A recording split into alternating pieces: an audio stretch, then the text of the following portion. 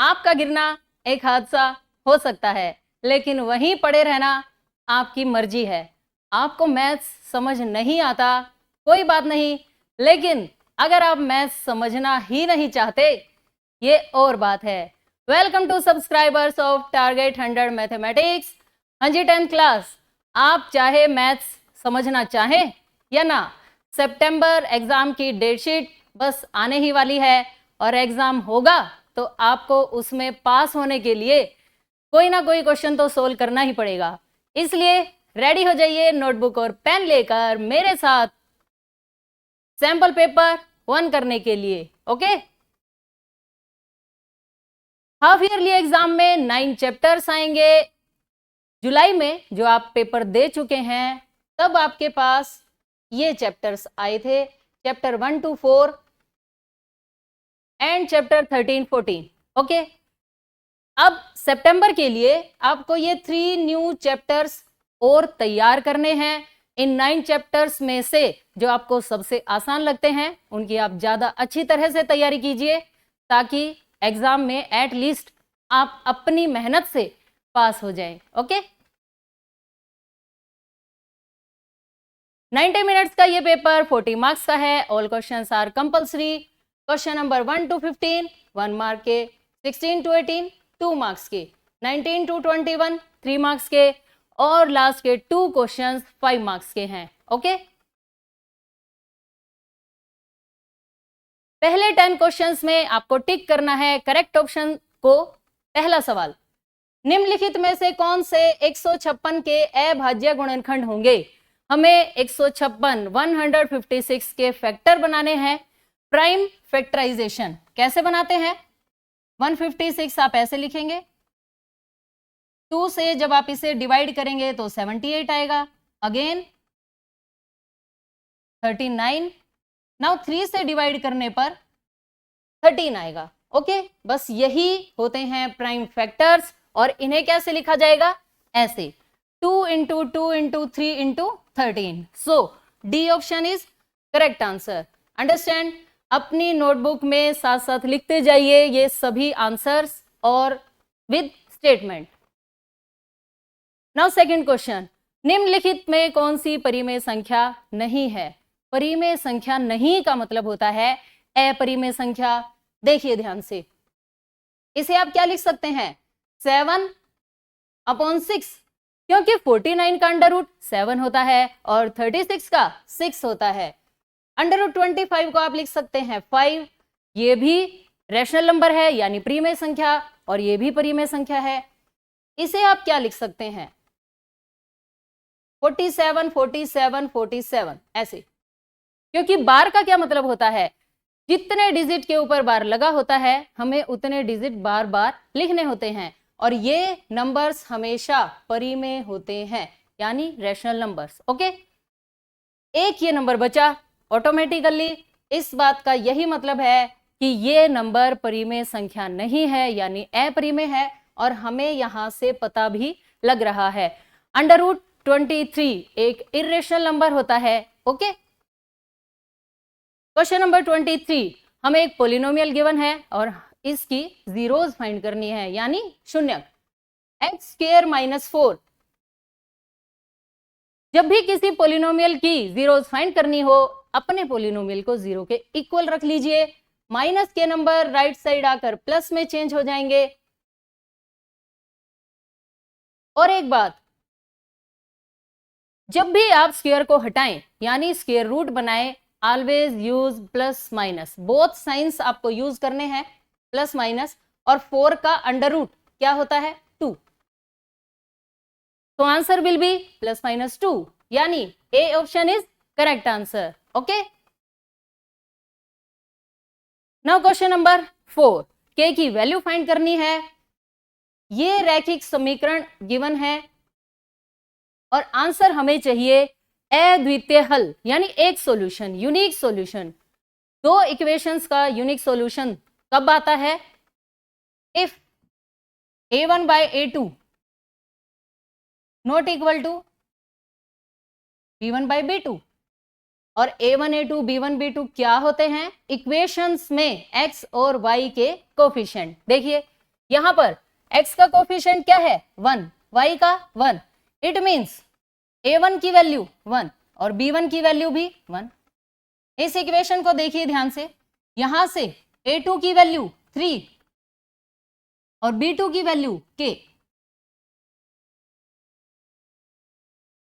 a1 a2 b1 b2 की values आपके पास हैं, सिर्फ इस फॉर्मूले में पुट कर दीजिए। यानी यहां a1 की वैल्यू 1, a2 की value 3 not equal to b1 की वैल्यू 1 और b2 की value k। It means cross multiply होगी, k इधर आ जाएगा और 3 इधर आ जाएगा, यानी k नॉट इक्वल टू 3। कौन सा ऑप्शन सही होगा? बी। तो B option is correct answer. Now next question, question number 5। ध्यान से देखिए, बहुत ध्यान से, इतना अच्छा सवाल है। Two rails are represented by the equations, ये रेल की पटरियों की इक्वेशन है यानी समीकरण है। हमें यह बताना है क्या रेल की पटरियां एक दूसरे को क्रॉस करेंगी यानी काटेंगी। ऐसे हमें कैसे पता चलेगा कि दो रेल की पटरियां एक दूसरे को कट कर रही हैं?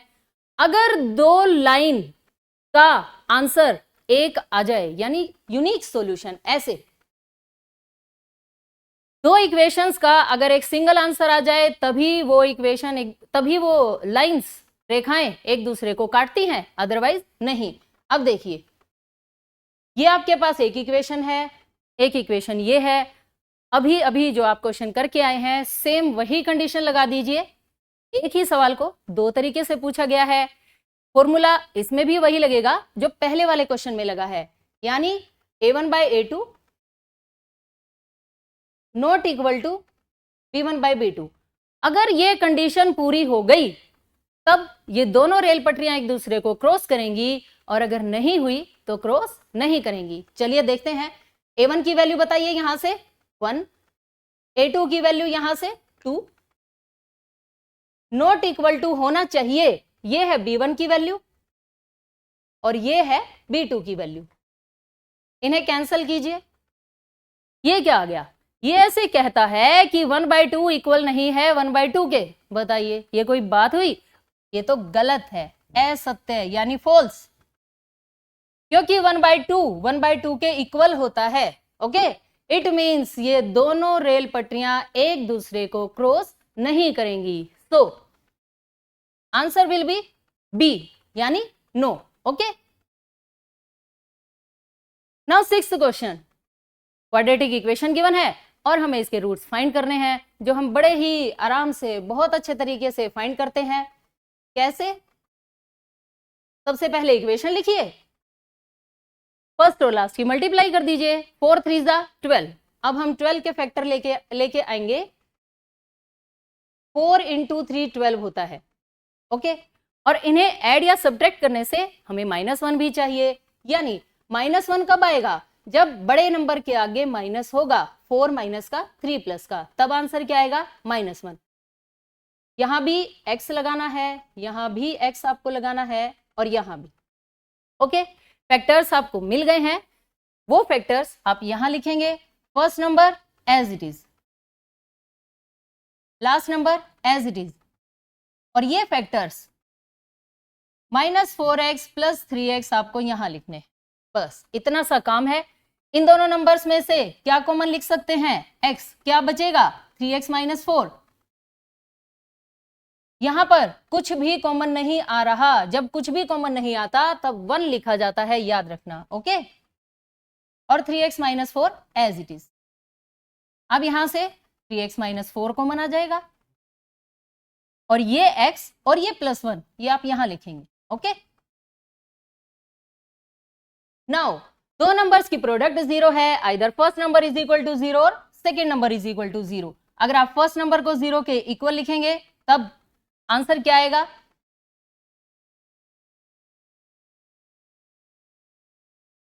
3x - 4 इज इक्वल टू 0 और x + 1 इज इक्वल टू 0। बताइए, -4 राइट साइड जाकर +4 में, मल्टीप्लाई वाले नंबर डिवाइड में, और प्लस का 1 उस तरफ जाकर माइनस में चेंज हो जाएगा, यानी शून्य क्या आ गए 4/3 -1, सो A is correct answer. Okay, now next question. K के किस मान के लिए इस समीकरण के मूल बराबर हैं? समीकरण के मूल बराबर कब होते हैं? जब D की वैल्यू 0 हो, और D क्या होता है?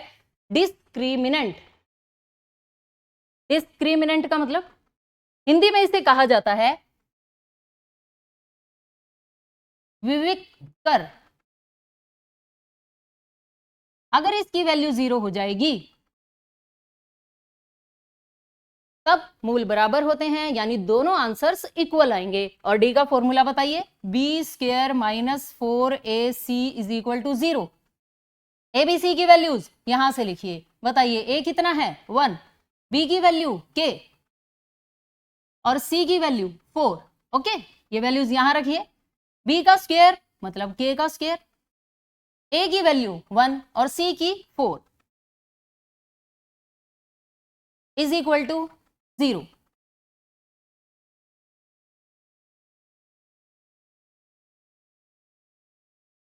फोर 4 जा 16, k² - 16 = 0। माइनस का 16 उस तरफ जाकर प्लस के 16 में चेंज हो जाएगा। और अभी अभी मैंने आपको एक बात बताई है कि जब भी आप स्क्वायर को हटाएं तो अंडर रूट के साथ प्लस माइनस के दोनों साइन लगाएं, ऐसे। और 16 का अंडर रूट 4, ये आ गई k की वैल्यू, तो आंसर क्या होगा +-4। Okay, now question number 8।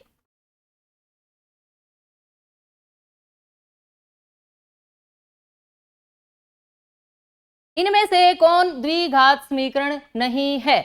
हमें यह बताना है कि इन चारों में से कौन सी क्वाड्रेटिक इक्वेशन नहीं है। अब ये कैसे पता चलता है कि क्वाड्रेटिक इक्वेशन कौन सी है?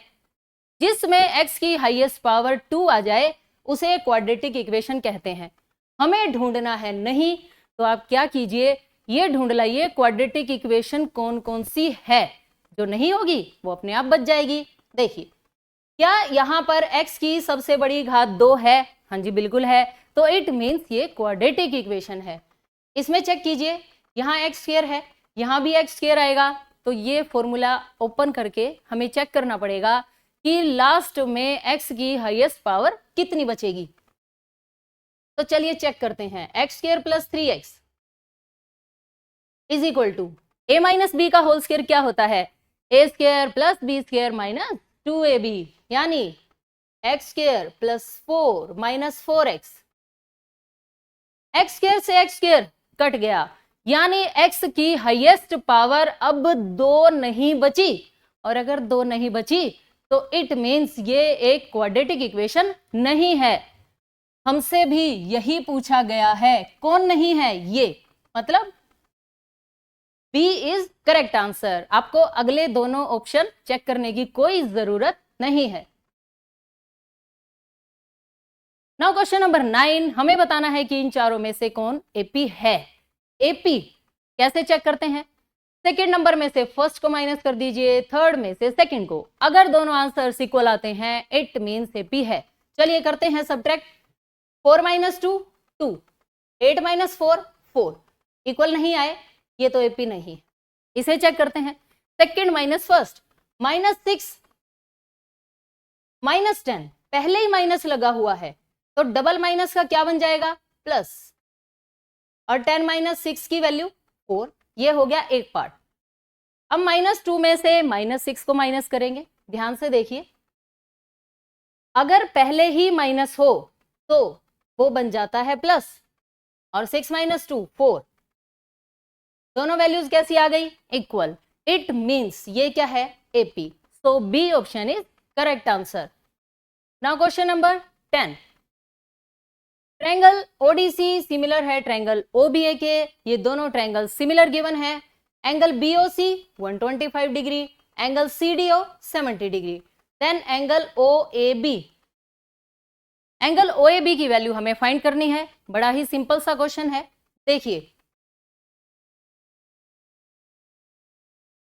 एक स्ट्रेट लाइन पर कितने डिग्री का एंगल होता है 180 डिग्री, उसमें से अगर आपको 125 दे दिया जाए तो ये वाला एंगल कैसे फाइंड करेंगे? 180 में से 125 को माइनस करके। अगर आप 180 में से 125 को माइनस कर देंगे तो 55 डिग्री आएगा। इट मीन्स ये वाली वैल्यू 55 डिग्री। यहां देखिए ये 125 है, ये एक स्ट्रेट लाइन है, तो ये वाला एंगल कितना बच गया? 55 डिग्री। ट्रायंगल ओडीसी में आपके पास 2 एंगल्स हैं, थर्ड एंगल फाइंड कर लीजिए। कैसे फाइंड करते हैं? एक ट्रायंगल के तीनों एंगल्स का सम 180 डिग्री। अगर आप 180 में से गिवन 2 एंगल्स को माइनस कर देंगे तो आपके पास ये थर्ड एंगल आ जाएगा। देखिए कैसे, 180 डिग्री माइनस इन दोनों का सम 70 प्लस 55 125 कितना आ गया? अगेन 55। सेम यही वाला है, ये यहां 5 लिखा हुआ है, यानी ये एंगल भी 55 डिग्री आ गया। हमें तो ये वाला एंगल फाइंड करना था, तो इसके लिए हम सिमिलर ट्रायंगल्स की प्रॉपर्टी का यूज करेंगे। क्या प्रॉपर्टी होती है? Corresponding angles of similar triangle are equal. ये दोनों ट्रायंगल सिमिलर हैं, एंगल सी सिमिलर है एंगल ए के, तो जितनी वैल्यू एंगल सी की उतनी वैल्यू एंगल ए की। इट मीन्स ये एंगल आ गया 55 डिग्री। ओके, तो D option is correct answer. Okay, now question number 11 और 12 ट्रू फॉल्स के क्वेश्चन है, बिल्कुल आसान है। यदि एक त्रिभुज की भुजाएं ये हैं तो वह समकोण त्रिभुज है। किसी भी राइट एंगल ट्रायंगल में पाइथागोरस थ्योरम यानी प्रॉपर्टी 100% अप्लाई होती है। यदि ये तीनों भुजाएं पाइथागोरस थ्योरम को सेटिस्फाई कर देंगी, इट मीन्स ये एक राइट एंगल ट्रायंगल बनाएंगी। अब पाइथागोरस थ्योरम कैसे प्रूव की जाती है, कैसे चेक की जाती है? दो छोटी साइड्स के स्क्वायर का सम अगर थर्ड बड़ी साइड के स्क्वायर के इक्वल आ जाए, it means Pythagoras theorem check हो चुकी है, यानी अप्लाई होगी। अगर दोनों आंसर्स इक्वल आ जाते हैं और वो राइट एंगल ट्रायंगल जरूर बनेगी। चलिए चेक करते हैं। 5 का स्क्वायर 25, 12 का स्क्वायर 144, इन दोनों का सम 169। ओके, बड़ी साइड 13 का स्क्वायर 169, और ये दोनों आंसर्स कैसे आ गए? इक्वल। इट मीन्स ये तीनों साइड्स एक राइट एंगल ट्रायंगल जरूर बनाएंगी। So this statement is true, यानी सत्य। क्वेश्चन नंबर 12 कोऑर्डिनेट ज्योमेट्री का क्वेश्चन है। 2 पॉइंट्स के बीच का डिस्टेंस फाइंड करना है। क्या आपको डिस्टेंस फॉर्मूला पता है? x1 माइनस x2 का स्क्वायर, y1 माइनस y2 के स्क्वायर का सम और फिर उसका अंडर रूट, ये होता है 2 पॉइंट्स के बीच का डिस्टेंस अगर वो पॉइंट ए और बी हो। ओके, अब देखिए x1 y1 क्या चीजें हैं। पहला नंबर x के लिए होता है, दूसरा y के लिए।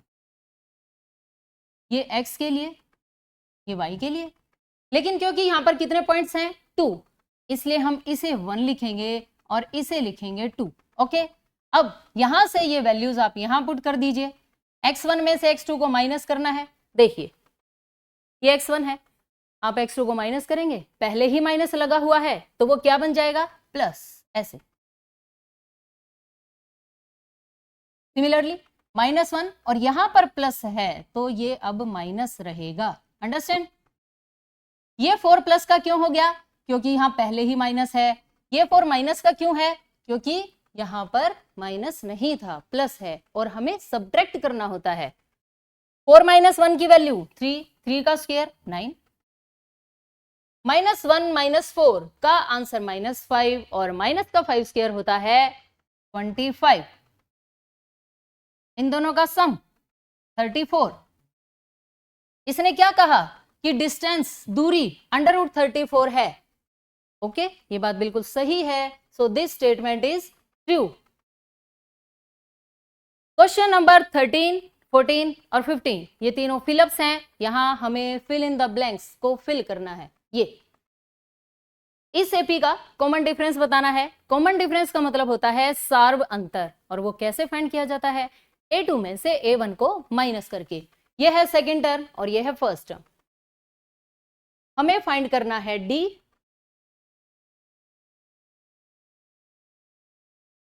और डी का फॉर्मूला होता है a2 minus a1। Okay, second term ये है, इसे आप चेंज कर लीजिए।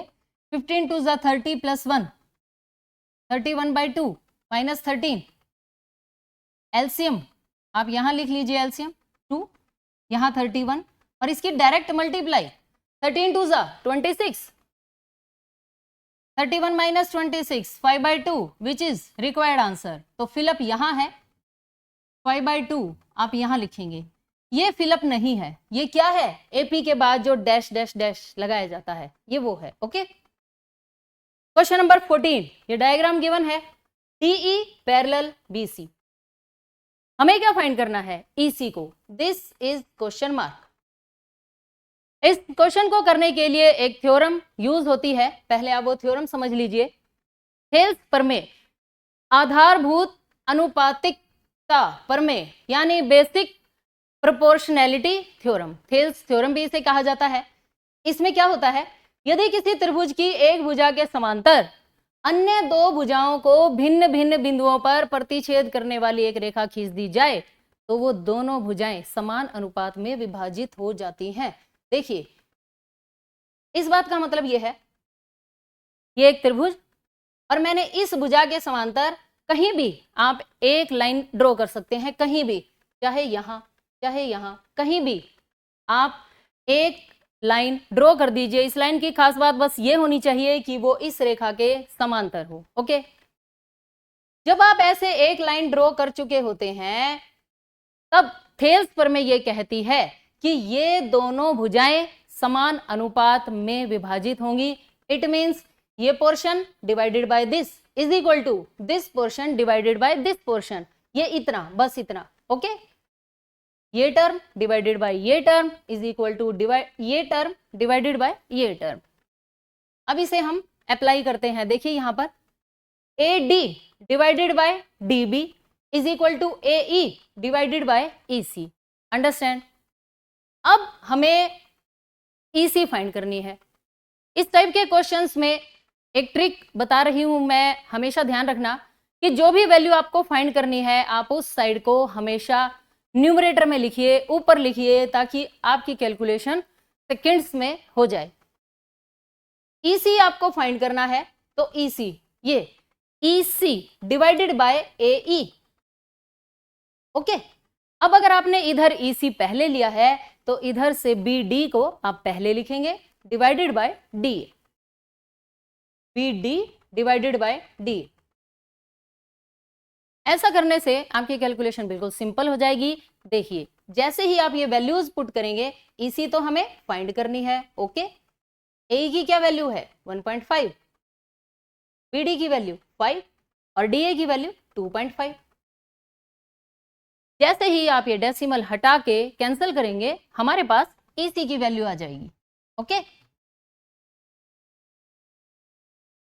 2.5 का जब आप डेसिमल हटाएंगे तो क्या बनेगा 25/10, और जो ये बाय में 10, इसके बाय में जो 10 लिखा जाएगा वो ऊपर आ जाता है, क्योंकि डिवाइड के नीचे जब भी डिवाइड का साइन आता है तो रेसिप्रोकल हो जाता है। ओके, अब देखिए ये नंबर डिवाइड में है, उस तरफ जाकर मल्टीप्लाई में चेंज हो जाएगा, यानी 1.5 यहां लिखा जाएगा, और जब आप डेसिमल हटाएंगे तो उसके नाम का 10 यहां आ जाएगा। ओके, 10 से 10 कैंसिल, 5 5 जा 25 और 5 3 जा 15। इट मीन्स ईसी की वैल्यू 3 सेंटीमीटर। और अगर आप इतनी सी कैलकुलेशन भी नहीं कर सकते तो मैं एक और बिल्कुल ही शॉर्ट ट्रिक बता रही हूं। देखिए, ये क्या है 2.5 यानी 2.5, और 2.5 का डबल 5। ओके, ये कितना है 1.5 यानी 1.5, और 1.5 का डबल 3। सवाल खत्म। Okay, now question number 15, mode, mean और मीडियन में क्या रिलेशन होता है? इन तीनों का एक कनेक्शन होता है। ध्यान से देखिए, बहुलक में अगर आप डबल माध्य जोड़ दें तो वो 3 टाइम्स माध्यिका के इक्वल आता है। ओके, ये बस एक फॉर्मूला है, एक रूल है, एक कनेक्शन है, इसे आपको एज इट इज याद रखना है। क्वेश्चन नंबर 16, दो इक्वेशन गिवन है और हमें इन्हें सिंप्लीफाई करना है, सोल्व करना है, एक्स और वाई की वैल्यू फाइंड करनी है। हमारे पास अब 10th क्लास के सिलेबस में सिर्फ दो ही मेथड्स बचे हैं इन इक्वेशंस को सोल्व करने के लिए, सब्स्टिट्यूशन मेथड और एलिमिनेशन मेथड। तो इन दोनों में से मैं आपको एक मेथड से ये सवाल करवा देती हूं। देखिए, दोनों इक्वेशंस हमने लिख ली। पहले आप एलसीएम लेंगे। एलसीएम कितना आएगा? 6। 2 से 6 को डिवाइड किया 3x प्लस 3 2 जा 6 2 2 2 जा 4। और जब डिनोमिनेटर में कुछ भी नहीं होता, हर में कुछ नहीं होता, तो 6 डायरेक्ट मल्टीप्लाई हो जाएगा -6 और उसके बाद एलसीएम गायब। यहां पर एलसीएम 3 डायरेक्ट मल्टीप्लाई कर दीजिए, y as it is direct multiply 3 3 जा 9 और ये गायब। ओके, तो हमारे पास इक्वेशंस आ गई 3x plus 4y is equal to -6, ये है फर्स्ट इक्वेशन, और 3x minus Y is equal to 9, ये है सेकेंड इक्वेशन। अब हम इन्हें हल करते हैं विलोपन विधि से, यानी एलिमिनेशन मेथड। अगर पेपर में कोई पर्टिकुलर नाम लिखा हुआ है तो आपको उसी मेथड से सोल्व करना पड़ेगा, अदरवाइज आप किसी भी मेथड से सोल्व कर सकते। अब विलोपन विधि क्या होती है? विलोपन विधि में हमें विलोप कर देना है। विलोप, गायब। गायब कैसे करते हैं? देखिए, ये है 3x प्लस 4y, ये है 3x माइनस वाई। अगर आप y को ध्यान से देखें तो यहां पर 4 लगा हुआ है, यहां पर नहीं है। और अगर आप x वाली टर्म्स को ध्यान से देख लें तो दोनों में बिल्कुल सेम कोफिशिएंट है, 3x इधर और 3x उधर। अगर आप इन दोनों समीकरणों को घटा देंगे तो x का विलोप हो जाएगा, x से x कट जाएगा। 3x plus 4y is equal to -6, 3x minus Y is equal to 9। Okay, यहां आप एक लाइन लिख सकते हैं, समीकरण एक में से दो घटाने पर। एक में से हम सेकंड इक्वेशन को सब्ट्रैक्ट कर रहे हैं, सब्ट्रैक्ट कर रहे हैं तो साइन चेंज भी करेंगे, ये दोनों कैंसिल हो गए। 4 प्लस 1 5, 9 प्लस 6 15, मल्टीप्लाई वाले नंबर दूसरी साइड जाकर डिवाइड में, और 5 3 5 3 15, यानी y की वैल्यू कितनी आ गई? -3। y की इस वैल्यू को अगर आप किसी भी समीकरण में पुट कर देंगे तो x की वैल्यू आ जाएगी। ओके, अब देखिए, चाहे आप यहां रखें या यहां, मान लीजिए हम इसमें रखते हैं 3x minus Y is equal to 9।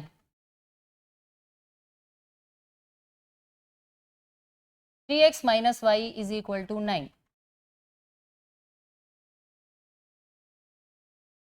और y की वैल्यू क्या आई है? -3। यहां पहले ही माइनस है और आप -3 रखेंगे तो क्या बन जाएगा? ये +3। प्लस का 3 उस तरफ जाकर माइनस का, 9 माइनस 3 की वैल्यू 6, मल्टीप्लाई वाले नंबर दूसरी साइड जाकर डिवाइड में चेंज हो जाते हैं, 3 2 जा 6, 3 2 जा 6।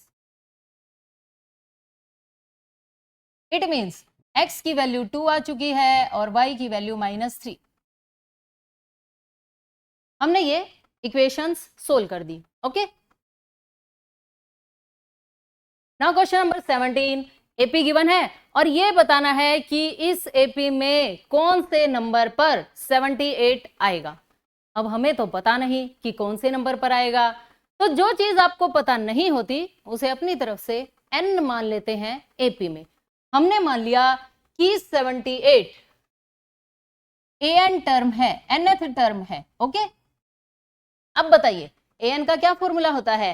a plus n minus 1 into d. A और डी की वैल्यू आप एपी में से लाइए, फॉर्मूले में पुट कर दीजिए, a plus n minus 1 into d. A की वैल्यू 3, डी की वैल्यू कैसे आती है? सेकेंड टर्म में से फर्स्ट टर्म को माइनस करने से, और 8 माइनस 3 का आंसर 5 इज इक्वल टू 78। आप यहाँ स्टार्टिंग में लिखेंगे कि a इज इक्वल टू 3 और d इज इक्वल टू 5। ठीक है, प्लस का 3 राइट साइड जाकर माइनस के 3 में चेंज हो जाता है, और 78 माइनस 3 75।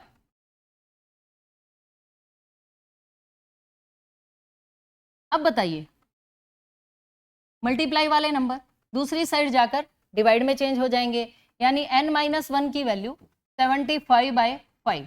5 से इसे आप कैंसिल करेंगे 15 आएगा, और -1 राइट साइड जाकर +1 में चेंज हो जाता है। इट मीन्स n की वैल्यू 15 + 1 16। इस बात का यह मतलब है कि इस एपी को अगर आप आगे आगे नंबर्स लिखते चले जाएंगे तो 16th नंबर पर 78 आ जाएगा। ओके, तो A16 is equal to 78। Understand? Now question number 18, probability का बच्चों का फेवरेट क्वेश्चन है। टोटल कार्ड 52, हमें क्या फाइंड करना है? बादशाह वाला पत्ता, यानी getting a king card. Total Kings कितने होते हैं? 4। हर टाइप का एक किंग होता है, तो आप क्या लिखेंगे? कुल पत्ते। ये क्वेश्चन 2 मार्क्स का है। 15 तक एक एक नंबर वाले क्वेश्चन थे, 16, 17, 18 ये दो दो नंबर वाले क्वेश्चन है, और इन्हें आपको उसी हिसाब से लिखना है ताकि आपको 2 मार्क्स मिले। कुल पत्ते 52। बादशाह कितने होते हैं? 4, यानी किंग, नंबर ऑफ किंग्स। अब हमें प्रायिकता ज्ञात करनी है, P ब्रैकेट बादशाह। क्या होगा? Favourable outcomes divided by total outcomes. Probability का यही फॉर्मूला होता है कि जितने आउटकम आपके फेवर में है उन्हें आप न्यूमरेटर में लिखिए और टोटल आउटकम्स को डिनोमिनेटर में। 4 से जब आप इसे कैंसिल करेंगे तो 1/13 आ जाएगा, विच is required answer. Okay, now question number 19। एक एपी में 50 टर्म्स हैं। ओके, थर्ड टर्म 12 है, ठीक है। अंतिम लास्ट टर्म 106 है। हमें बतानी है इसकी 29th टर्म। अब बताइए, A29 ढूंढना है। A29 का फॉर्मूला A + 28D, यानी अगर कोई आपको A और D दे दे तो हम A29 बड़े आराम से ढूंढ सकते हैं। देगा कौन? कोई भी आपको ढूंढ के लाके नहीं देगा कि ये A ले लो, ये D ले लो, हमें खुद ही ढूंढना है। नोटबुक पर पेन रुकना नहीं चाहिए आपका। टोटल टर्म्स 50 है, तीसरी टर्म 12 है। इस बात का मतलब A3 is equal to 12। A3 का मतलब A + 2D। ओके, बस इसमें हम कुछ नहीं कर सकते। लास्ट टर्म 106 है और इसमें टर्म्स हैं कितनी? 50। It means A50 106। A50 का फॉर्मूला बताइए। A + 49D। अब हमारे पास ये दो इक्वेशंस हैं, इन्हें आप सिंप्लीफाई कीजिए, सोल्व कीजिए, और उससे एक टर्म की वैल्यू आएगी। मान लीजिए D की वैल्यू आ गई। अगर आप D की वैल्यू को किसी भी इक्वेशन में पुट कर देंगे तो A की वैल्यू आ जाएगी, और फिर इन दोनों वैल्यूज को ले जाकर हम पुट करेंगे A29 में। ओके, तो अब कैसे सोल्व करें इन्हें आप ऐसे सोल्व कीजिए। समीकरण 1 में से 2 घटाने पर, ये लाइन आप लिखेंगे। समीकरण 1 में से 2 घटाने पर, 1 में से समीकरण 2 घटाने पर,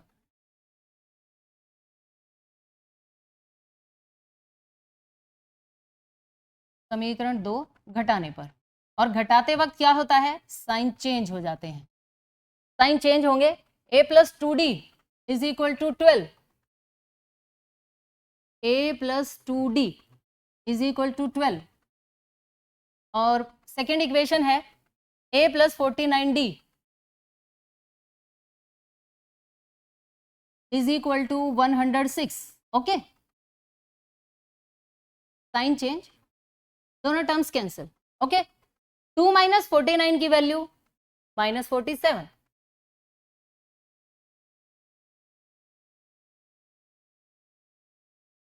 और ये माइनस 94। बड़ा ही नंबर के आगे माइनस है इसलिए आंसर में माइनस, और माइनस से माइनस कैंसिल हो जाएगा। मल्टीप्लाई वाले नंबर इधर आकर डिवाइड में चेंज हो जाते हैं। 47 2 जा 94, डी की वैल्यू क्या आ गई 2। अब डी की इस वैल्यू को आप चाहे इक्वेशन 1 में पुट कीजिए या सेकंड में। मान लीजिए हम फर्स्ट इक्वेशन में पुट कर देते हैं, यानी समीकरण 1 में रखने पर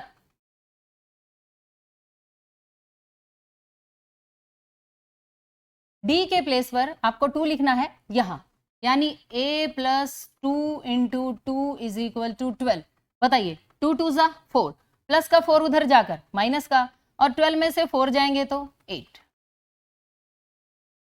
हमारे पास ए और डी की वैल्यू आ चुकी है। फाइंड क्या करना था 29। ए 29 का क्या रूल होता है, a प्लस 28 डी।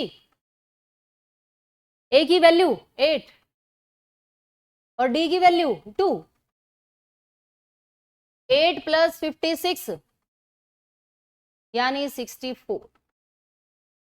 ये आ गई हमारे पास 29 टर्म।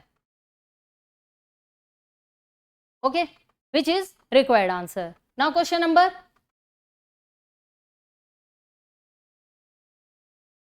Question number 20। इस क्वेश्चन में हमें यह बताना है कि अगर हाइपोटेन्यूज की वैल्यू 13 सेंटीमीटर गिवन है, बेस और परपेंडिकुलर यानी आधार और लंब के बीच में सिर्फ ये कनेक्शन है कि जो ऊंचाई है वो आधार से 7 सेंटीमीटर कम है। फाइंड अदर 2 साइड्स, हमें ये दोनों साइड्स फाइंड करनी है। तो सिंपल सा क्वेश्चन है, बस आप अकॉर्डिंग टू क्वेश्चन चलते जाइए, थोड़ी सी कैलकुलेशन कीजिए। जब भी राइट एंगल ट्रायंगल की बात आ जाए तो पाइथागोरस थ्योरम को मत भूलिए। ये राइट एंगल ट्रायंगल है और कहा क्या है, कहा यह है कि ऊंचाई आधार से 7 सेंटीमीटर कम है। ये है ऊंचाई और ये है आधार। ऊंचाई आधार से 7 सेंटीमीटर कम है तो आप क्या करेंगे, आधार को मानेंगे क्या, x। माना त्रिभुज का आधार x सेंटीमीटर, तो ऊंचाई अपने आप क्या बन जाएगी, इससे 7 सेंटीमीटर कम, यानी x माइनस 7 सेंटीमीटर। और AC यानी कर्ण कितना गिवन है 13। In triangle ABC by Pythagoras theorem, त्रिभुज ABC में पाइथागोरस प्रमेय से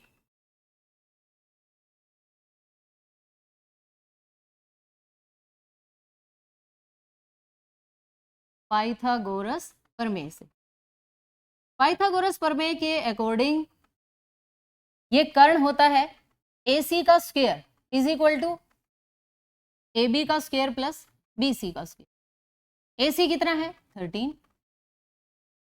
AB और BC की क्या वैल्यूज है, x माइनस 7 और x, दोनों का स्क्वायर लिखना है। अब a माइनस बी का होल स्क्वायर क्या होता है, a square plus B square minus 2ab।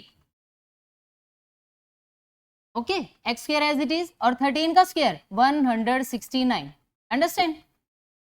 X square में एक्स स्क्वायर ऐड कर दीजिए 2x स्क्वायर, माइनस 14x यहां लिख दीजिए, प्लस 49 यहां, और ये प्लस का 169 उधर जाकर माइनस का 169 हो जाएगा, और यहां क्या बचेगा 0। 2x square minus 14x minus, इन्हें सब्ट्रैक्ट कर दीजिए, 120 इज इक्वल टू 0।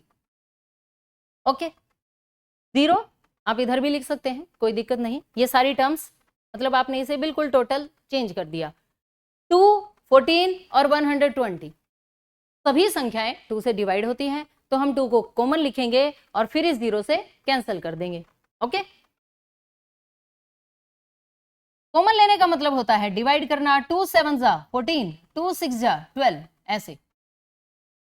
अब ये 2 0 से कैंसिल हो जाएगा, और अब आपके सामने जो क्वाड्रेटिक इक्वेशन दिखाई दे रही है, हमें इसके टुकड़े बनाने हैं। X square minus 7x minus 60। बताइए ऐसी संख्याएं ढूंढ के लाइए जिनकी मल्टीप्लाई आती हो 60 और ऐड या सब्ट्रैक्ट करने से आता हो माइनस का 7। तो हमें नंबर्स मिले 12 और 5। 12 में से अगर आप 5 को माइनस कर देंगे तो 7 आ जाता है और 12 5 60 भी होता है।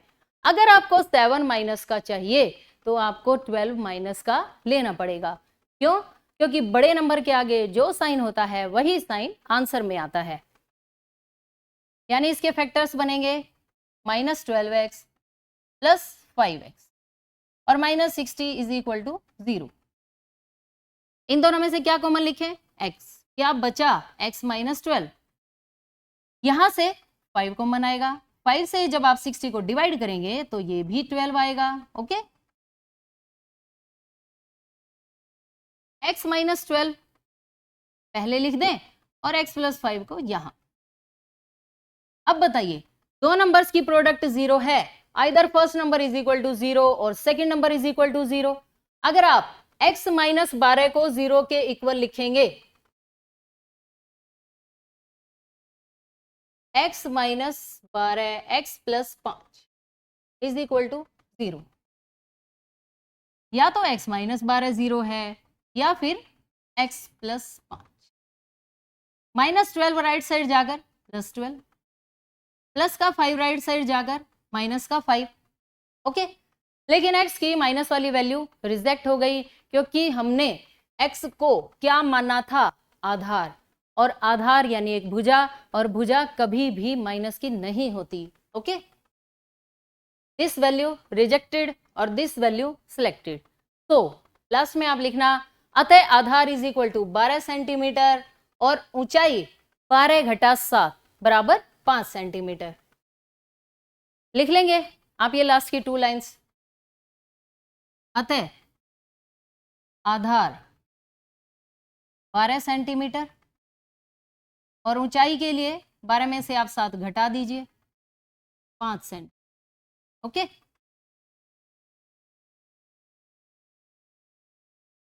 अंडरस्टैंड?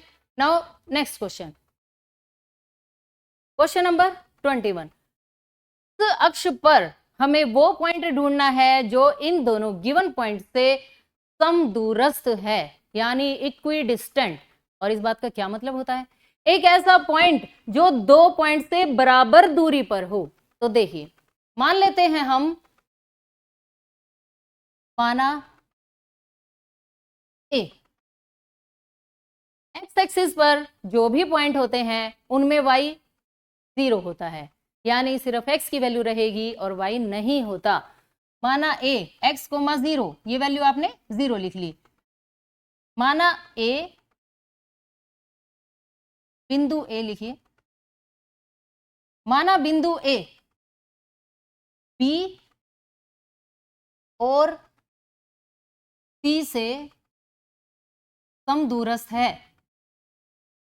यानी इक्वल डिस्टेंस पर है।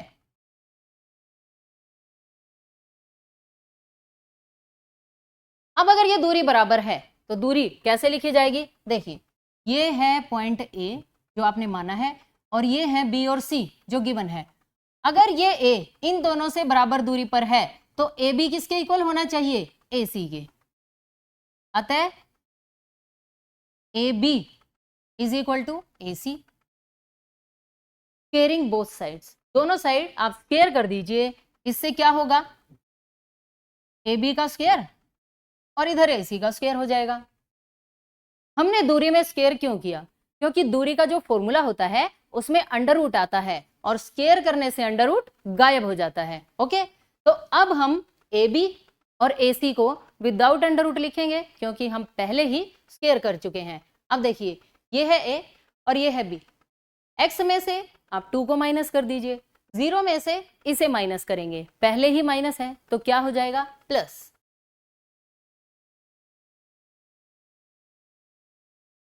x माइनस 2 का होल स्क्वायर, 0 प्लस 5 का होल स्क्वायर।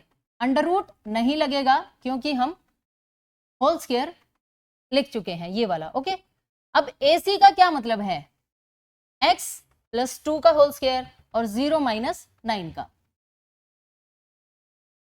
x प्लस 2 का होल स्क्वायर और 0 माइनस 9 का होल स्क्वायर। बस अब आप इन्हें सिंप्लीफाई कर लीजिए। a माइनस बी का स्क्वायर क्या होता है?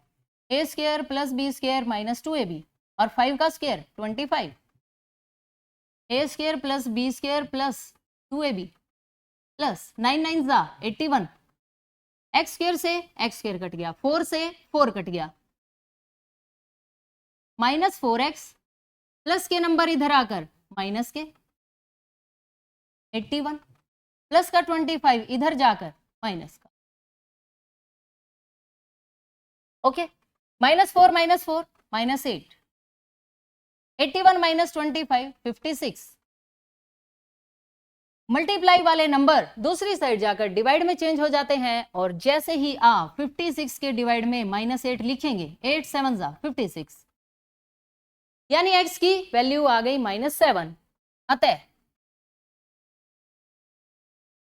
वो बिंदु जो समदूरस्थ है, बिंदु के ए बिंदु के निर्देशांक,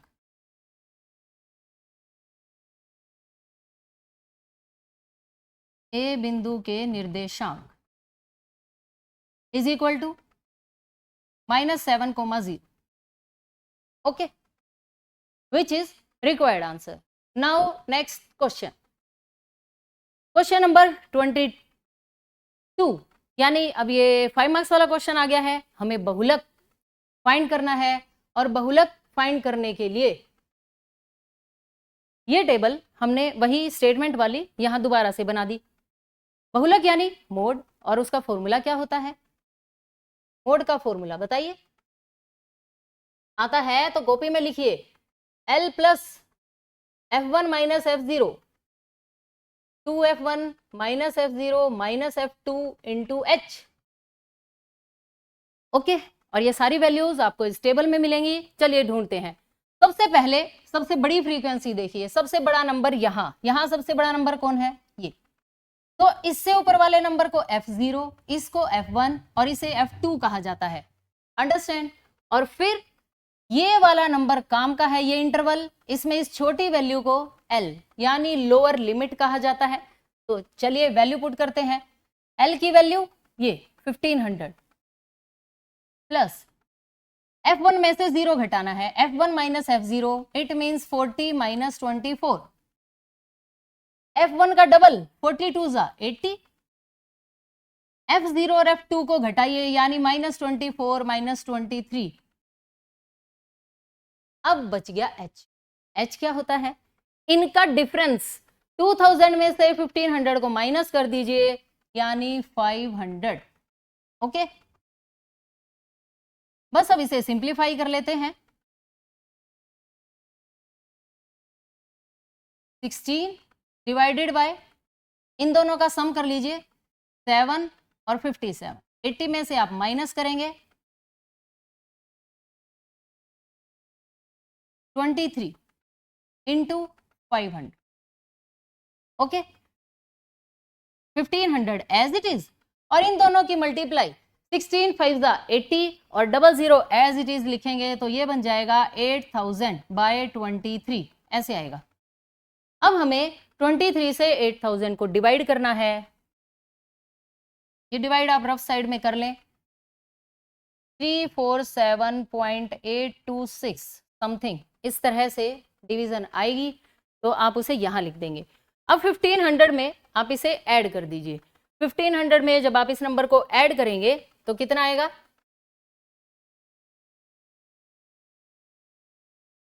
1847.826, या फिर आप इसे 83 भी लिख सकते हैं। ओके, क्योंकि अगला नंबर ये 5 से बड़ा है, इसलिए हम इसे काट के इस नंबर में एक इंक्रीज कर देते हैं, विच इज रिक्वायर्ड आंसर। अंडरस्टैंड? क्योंकि ये 5 नंबर का क्वेश्चन है और इसमें आपको चॉइस मिलेगी। इसी क्वेश्चन की चॉइस में ये प्रोबेबिलिटी यानी प्रायिकता में से एक बहुत अच्छा सवाल है। ध्यान से देखिए, एक सलेटी पासे और एक नीले पासे को एक साथ फेंका गया। पासा जो डाई, लूडो खेलते वक्त जो आप डाई थ्रो करते हैं उसे पासा कहा जाता है। तो 2 कलर के पासे हैं, 2 कलर की डाई है। अब जो भी रिजल्ट आए, सबसे पहले तो वो आपको सारे रिजल्ट लिखने हैं। जब आप 2 डाई को थ्रो करेंगे तो कितने पॉसिबल आउटकम्स हो सकते हैं वो सारे लिखने हैं।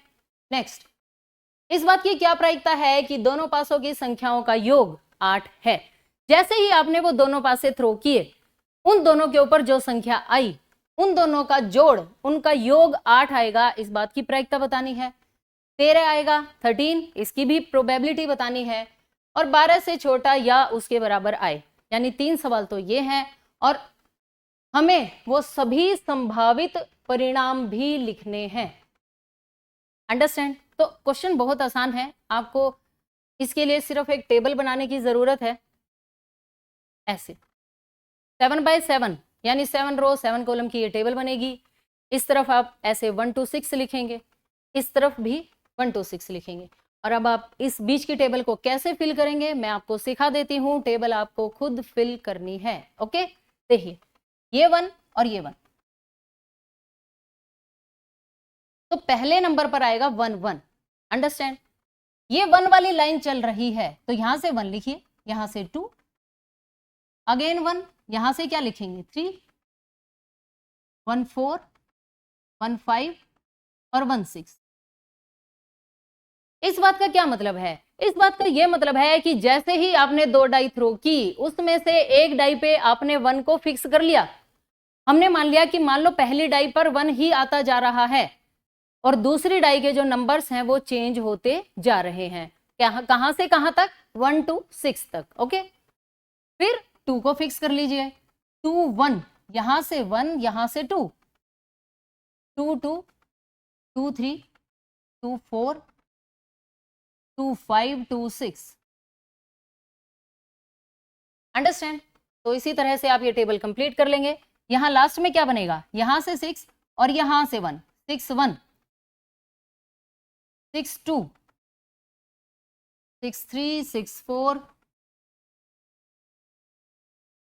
6 5 और लास्ट में क्या आएगा? 6 और ये वाला भी 6। अंडरस्टैंड?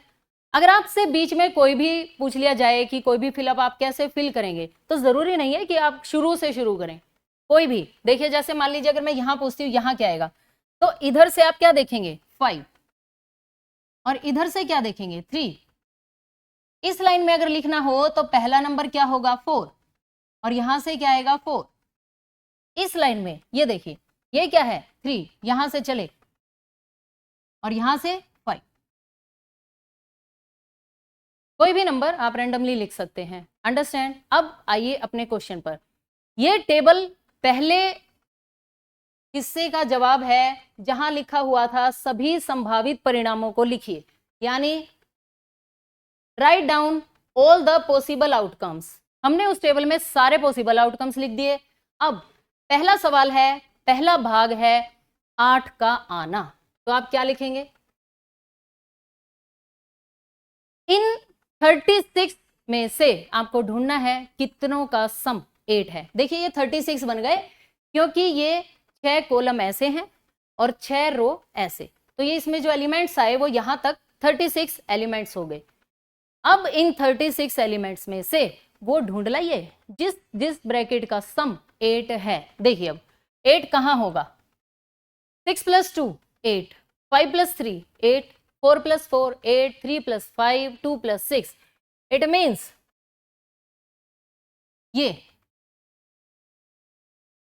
ये पूरी लाइन 8 की है और कहीं भी आपको 8 नहीं मिलेगा, तो आप क्या लिखेंगे? फर्स्ट पार्ट डालिए और ऐसे लिखेंगे, माना ई इवेंट मानी जाती है इस क्वेश्चन में, तो क्या लिखना है? पासे पासों की संख्याओं का योग, पासों की संख्याओं का योग 8। 8 आना, हमने इस इवेंट को ई मान लिया। और इस इवेंट में कौन कौन से नंबर्स आए वो देखिए आपकी टेबल में, ये सभी नंबर्स आपको लिखने हैं। 6 2 5 3 4 4, 6 2 5 3 4 4 3 5 2 6।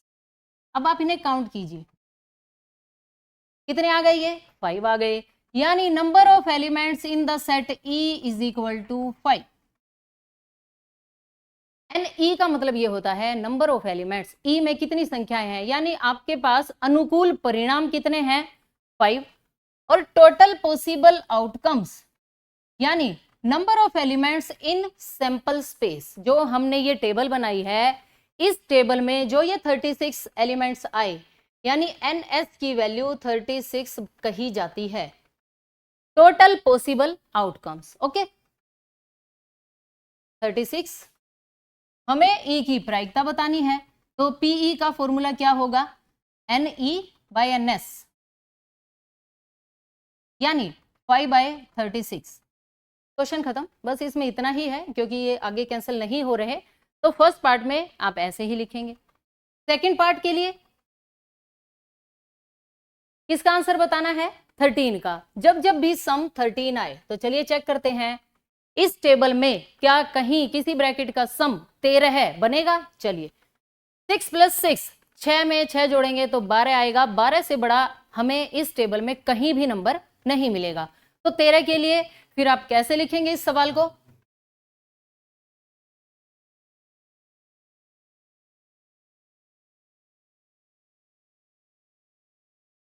तेरे के लिए आपको सेकंड पार्ट डालना है, और E की बजाय अब की बार आप F इवेंट मान लीजिए, योग 13 प्राप्त करना। और इसमें कितने आपको नंबर मिले, कितने एलिमेंट आए आपके फेवर में? कितने हैं? है ही नहीं। टोटल कितने थे? 36। तो प्रोबेबिलिटी क्या बन जाएगी? 0/36 यानी 0। अंडरस्टैंड? और जो थर्ड पार्ट है, थर्ड पार्ट में देखिए ऐसे कहा गया है, कोई संख्या 12 से छोटी हो या उसके बराबर हो। तो चलिए देखते हैं, क्या इन सभी ब्रैकेट्स में जितनी भी संख्याएं लिखी हुई हैं, हर ब्रैकेट का जोड़ क्या 12 है या उससे कम है? चेक कर लीजिए। 2 + 3 6, 5 + 3 8, 6 + 4 10, 11, ये 12। 12 से 12 से बड़ा तो ये नंबर कहीं भी नहीं बनेगा, सभी संख्याएं 12 से छोटी हैं। तो आप लिखेंगे कैसे इसे?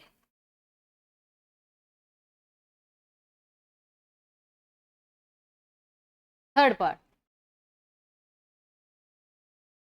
अगली इवेंट को आप जी मान सकते हैं, EFG, ओके। जी को हमने क्या माना? योग 12 या उससे छोटा। तो हमें कितने अनुकूल परिणाम मिले? पूरी टेबल अनुकूल है हमारे, यानी number of elements in the set G, पूरी टेबल यानी 36, और सैंपल स्पेस में कितने थे? 36। कुल संभावित परिणाम, ओके। तो प्रोबेबिलिटी क्या बन जाएगी जी की? 36/36, दोनों को कैंसिल किया, 1। और ये 5 नंबर का क्वेश्चन फिनिश, ओके। ना क्वेश्चन नंबर 23, ये लास्ट क्वेश्चन है, इसमें भी आपको चॉइस मिलेगी। इन दोनों क्वेश्चंस को ध्यान से समझना। देखिए, यदि एक एपी के पहले 6 पदों का योग 12 है, एपी में फर्स्ट 6 टर्म्स का सम 12 दे रखा है, इट मींस S6 की वैल्यू है 12, और पहली 10 टर्म्स का सम 60 है, it means S10 is equal to 60। और हमें बताना है कि n टर्म्स का सम कितना होगा, यानी Sn का फॉर्मूला आपको पता है। Sn का क्या फॉर्मूला होता है? n/2 into 2a + n-1 into d। फिर से वही बात आ गई कि अगर a और d की वैल्यू पता चल जाए, उस वैल्यू को जाकर आप Sn में पुट कर दें तो Sn का आंसर आ जाएगा। तो a और d के लिए कॉपी और पेन जल्दी से। S6 का फॉर्मूला बताइए, Sn का क्या रूल होता है? अभी बताया जैसे मैंने, n/2 2a + n-1 into d, okay. यहां से S6 का n के प्लेस पर आप 6 रख देंगे तो S6 का फॉर्मूला आ जाएगा, n के प्लेस पर 10 लिख देंगे तो वो S10 का फॉर्मूला बन जाएगा। ओके, तो देखिए 6/2 2a प्लस 6 - 1 का answer 5d is equal to 12। बस ए और डी हमें नहीं पता, वही तो ढूंढ के लाने हैं, तो ए और डी एज इट इज, सिर्फ एन की वैल्यू पुट करनी है। अब यही फॉर्मूला आप S10 में लगा दीजिए। S10 का फॉर्मूला क्या बनेगा? 10/2 10/2 ऐसे 2a प्लस 10 - 1 की वैल्यू 9, तो यहां पर आ जाएगा 90 और इज इक्वल टू क्या है 60।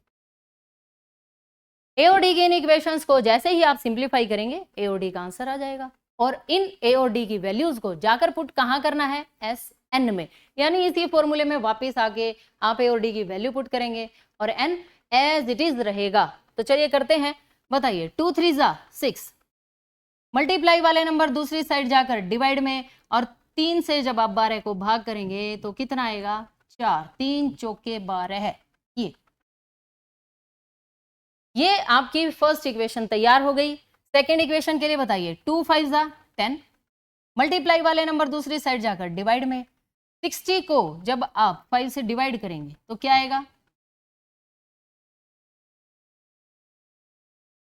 12, और ये हमारी सेकेंड इक्वेशन तैयार हो गई।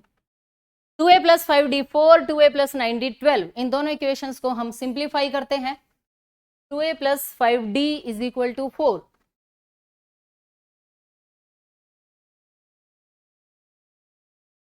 और 2a + 9d is equal to 12।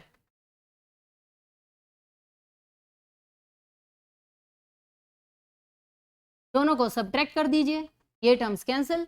5 - 9 की वैल्यू -4, -8, माइनस से माइनस कैंसिल हो गया। मल्टीप्लाई वाले राइट साइड जाकर डिवाइड में, और 8/4 की वैल्यू 2, 4 2 8, d2 आ गया। कहां पुट कर दें? फर्स्ट इक्वेशन में कर दीजिए।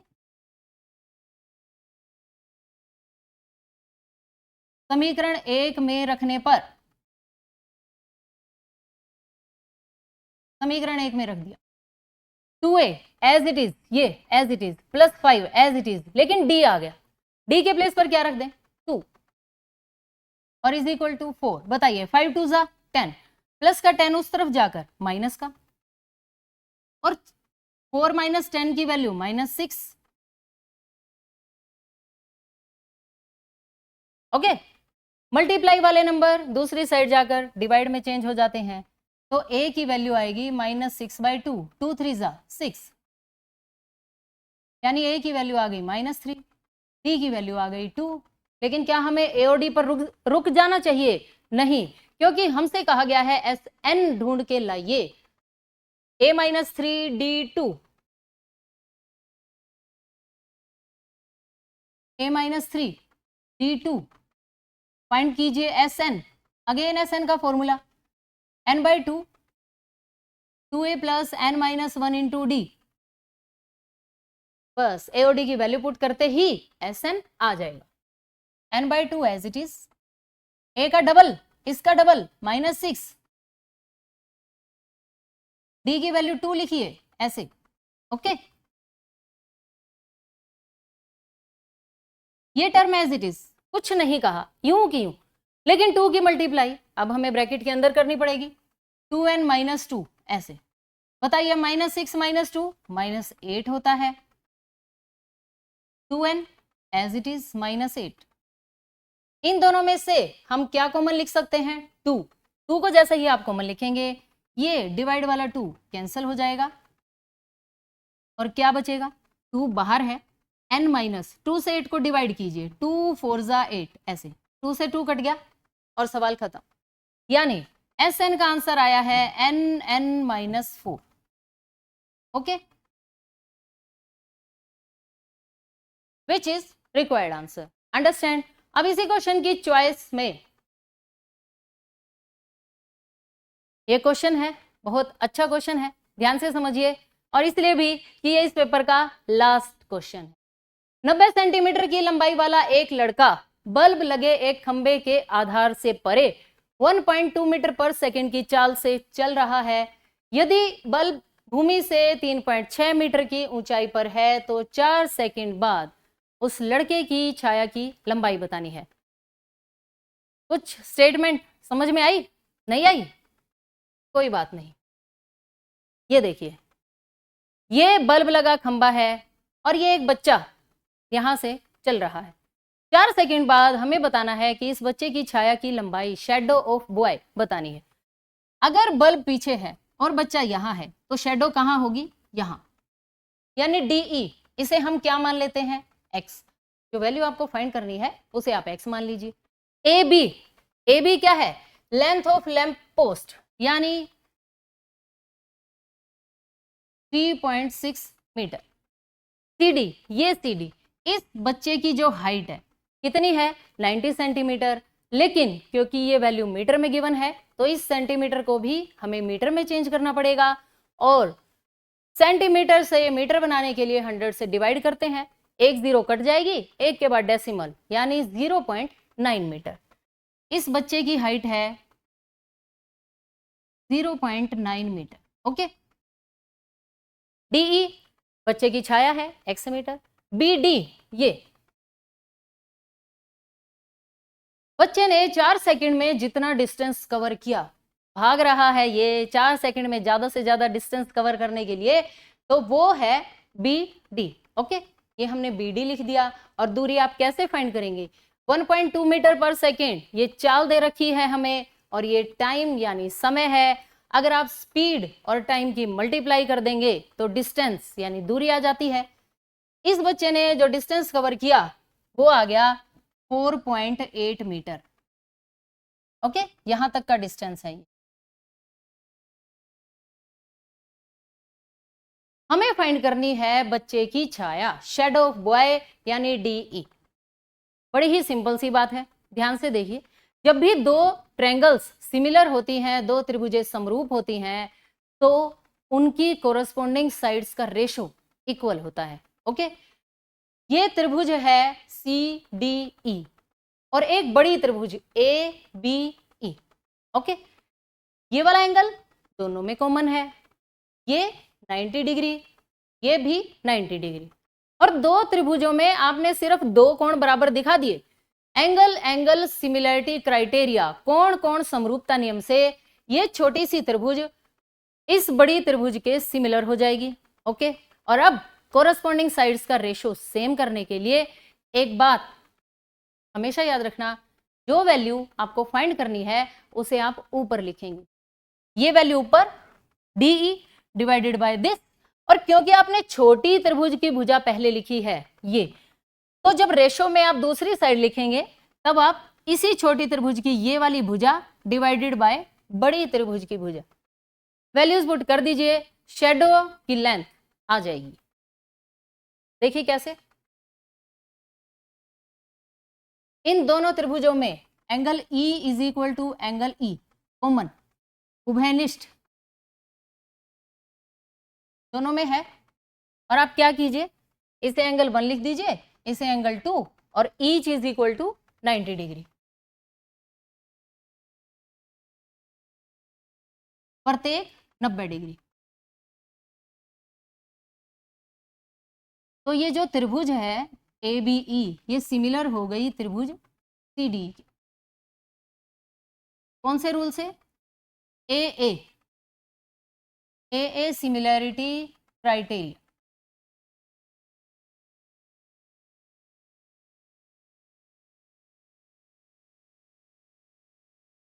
AA सिमिलरिटी रूल से ये दोनों ट्रायंगल सिमिलर हो गई।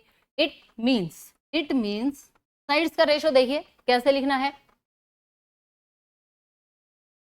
DE upon BD। DE upon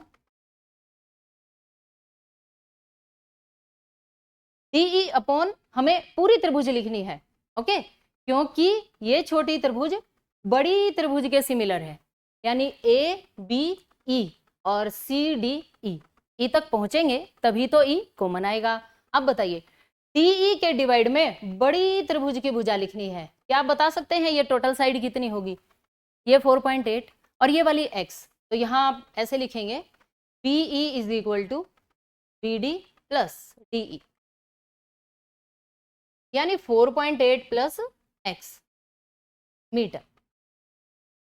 ratio ध्यान से देखिए एक बार फिर से, छोटी भुजा बटे बड़ी भुजा, फिर छोटी भुजा बटे बड़ी, अंडरस्टैंड?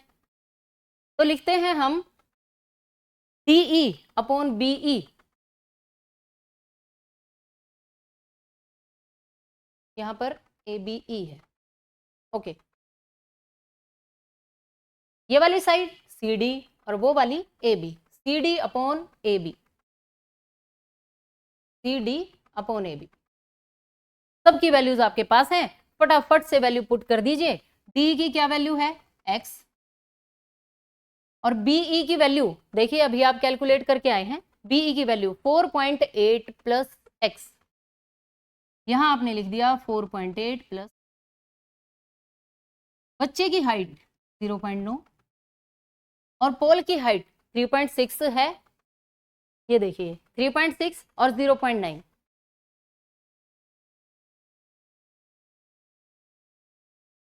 ऐसे।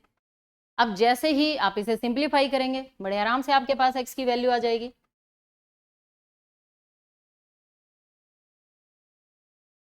x divided by 4.8 plus x, इसे तो ऐसे ही लिखा रहने दीजिए, जरा इसका डेसिमल हटाते हैं, 9/10 और ये 36/10, तो लिखेंगे कैसे? 36 अपनी पोजीशन पर, 10 यहाँ, 10 से 10 कैंसिल, 9 4 जा 36, x upon 4.8 plus X is equal to 1/4। Simple cross multiply कर दीजिए, 4 की मल्टीप्लाई x के साथ क्या होगी? 4x is equal to 4.8 plus x, ऐसे प्लस के नंबर इधर आकर माइनस के, यानी 4x minus x is equal to 4.8। 4x में से एक x को माइनस कर दीजिए, कितना आएगा? 3x is equal to 4.8। बस मल्टीप्लाई वाले नंबर दूसरी साइड जाकर डिवाइड में, तो मैं यहां लिख देती हूं इसे 4.8 डिवाइडेड बाय 3 से जब आप इसे डिवाइड करेंगे तो क्या आएगा? 3 1 जा 3, 3 6 जा 18। It means length of shadow of boy is equal to 1.6 metre, okay. और इसी के साथ आपने ये पूरा पेपर एक सिंगल वीडियो में कंप्लीट कर लिया है। मुझे उम्मीद है कि आपको सभी क्वेश्चंस समझ में आ गए होंगे, और अगर नहीं आए तो दोबारा से इस वीडियो को प्ले कीजिए, उस क्वेश्चन को प्ले कीजिए जहां से आपको समझ नहीं आया, और एक बार फिर से उसे समझने की कोशिश कीजिए। Best of luck for your exams. Video को शेयर करना, लाइक करना बिल्कुल ना भूलें। अगर किसी भी क्वेश्चन में कोई दिक्कत है तो कमेंट सेक्शन में ज़रूर बताएं। Bye bye, take care, thanks for watching.